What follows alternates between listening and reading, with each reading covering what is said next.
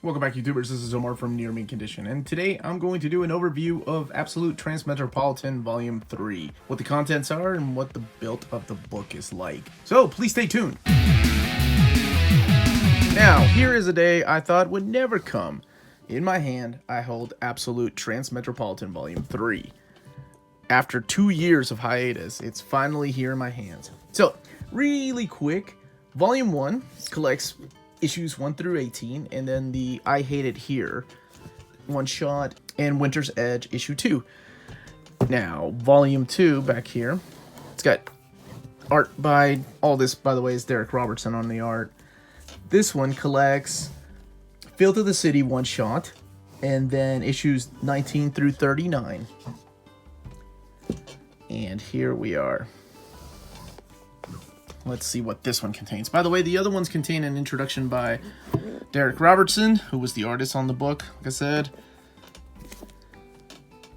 Interesting that they didn't use Darrick Robertson for the inside of this one, though. Alright, let's look at it. This is outside of the box case.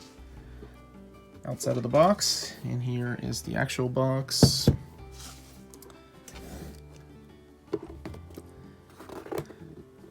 Nice Darrick Robertson artwork. Now let's look in here. This is the final volume. Not going to flip too much through here because I don't want to give too much away in case you have not read this awesome series. Okay, so let's open it up.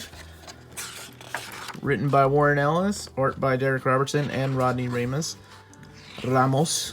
Sorry there, Rodney. Coloring by Nathan Earing. And here are the contents.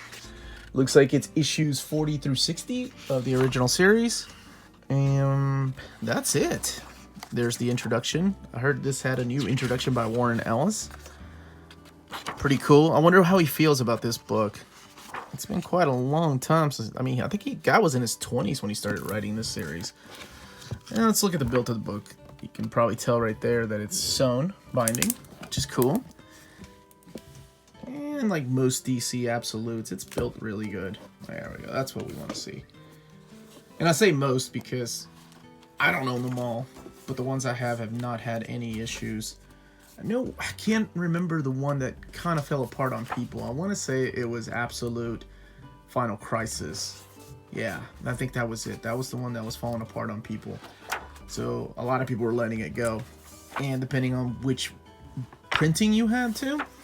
Alright, so let's look at the art in here really quick. It's no bigger than any of the other Absolutes. It's huge, so oversized artwork. Darrick Robertson, one of my favorite artists ever since his days on New Warriors. Then he went on to do other big books like The Boys, which is getting a TV show, and Wolverine. Did that with Greg Rucka. So the guy's been around for over 20 years. And then, of course, Warren Ellis. Global Frequency, Next Wave, and Castlevania fame, too. Let's not forget about that. If you don't know what Transmetropolitan is, I'm not going to do it justice by describing it like this. I'm just going to give you quick little recap. My boy right there, Spider Jerusalem. He's kind of like a futuristic reporter, writer in this dystopian future, like I said. A lot of people compare him to like Hunter S. Thompson. And the guy fights corruption and the abuse of power. So that's kind of what he does through journalism. Pretty cool.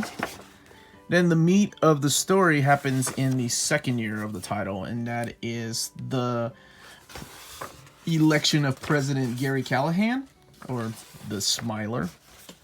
And that kind of wraps up during this issue. The final issues here, issue 60. So I don't want to give too much away. It is really one of the best Warren Ellis works. And I don't know, maybe I enjoy this more than I did things like Global Frequency or Planetary. I don't know why. Or actually, I enjoy this more than I did The Authority. This might be my favorite Warren Ellis work. Just because it is so ahead of its time, too. It may not mean that much to you if you've never read it before, but reading this like in the early aughts, because originally the book came out in 97 all the way to 2000. And it was through DC's now dead Helix line, and so you got to keep that in mind when reading these stories, because a lot of it may seem outdated. I think Darrick Robertson keeps it from seeming that too outdated with his wonderful artwork. And let's flip a little bit more through here, you get this nice little ribbon to mark your spot, which I don't know why Omnis don't come with them. Kind of wish they all would. And just a little more. Actually, let me look through the back here without getting to the ending. I know there's some extra stuff here. Alright, so let's look back here. Okay, let's look at the extras so I don't have to go through the story and accidentally spoil something for somebody, because it is worth reading, as I mentioned before. And here's some original artwork by Darrick Robertson, unfinished pencils before they are inked. The script on the left-hand side, so you kind of get an idea of what he's drawing here. That dude is such a good sequential artist. I am envious of people like that. And let's see here. I guess that's all you get. Ah, here we go. Here we go. Okay. So there's, I remember the toy when that came out. Some sketches for the toy and the accessories.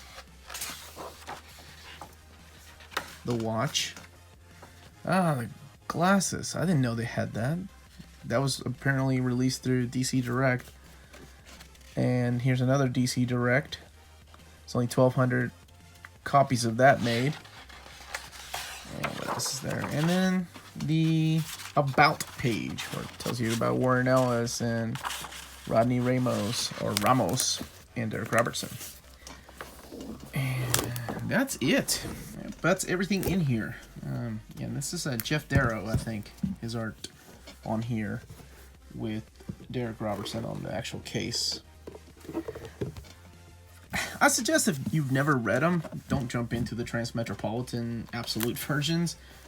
Try to find the cheap trade paperbacks that have been out of print and discontinued, but are really cheap right now. I bought a friend of mine a couple of them a couple of years ago from a convention for a couple bucks each. See, you know, check it out, see if you like it. Because I know some people don't really like the way that Warren Ellis tells his stories. I know, crazy.